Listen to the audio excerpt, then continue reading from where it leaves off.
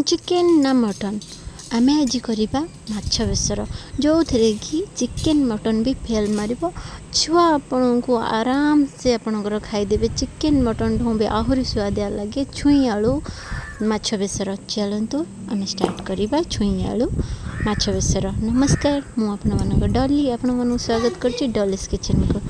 चलते प्रथमे तावा नवा तादे आम हल्दी लुण गोल माछ को भाजिया। एपटे मुझे कड़े बसई देती छुई आलू को काटिक रखी भलसे धोईकी ताको आम टी भाजवा। ताकि हल्दी टी लुण देकी भलसे भाजवा। ता पानी अंश जाए भलसे एपट सेपट करदेव। ता भर आम एपटे देखिए आम माछ है कि नहीं। देखो माछ गोटे साइड हो गला पलटे देखो माछ हो पूरा रेडी। माछ को गोटे वन साइड रखीदे तादेह आम छुई आलू भी पूरा भजी होगला।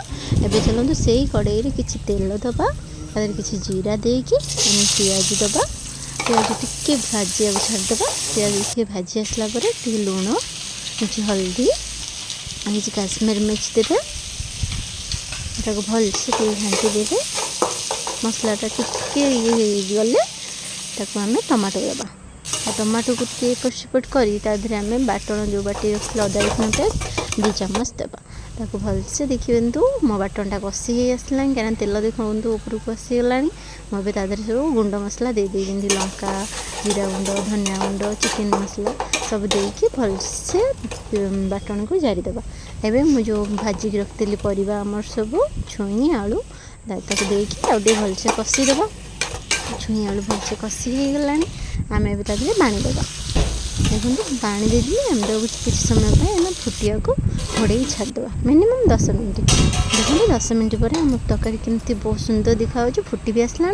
मुझे गोटे आंबुल देदी आउ माछ जोरा भाजिक रखी आम देदेवा। एवं देखो आमर पूरा माछ छुई आलू बेसर प्रस्तुत हो गला। देखो एवं गरमा गरम प्लेट्रे काढ़ा आउ छुआ को खाया। और मो छुआ तो खाई कहले मामा पूरा मस्त है। आपण मैंने निश्चय एमती ट्राए करूँ। यदि भल है तो मत कमेंट लाइक करेंगे और मो चैनल को सब्सक्राइब करेंगे। जय जगन्नाथ।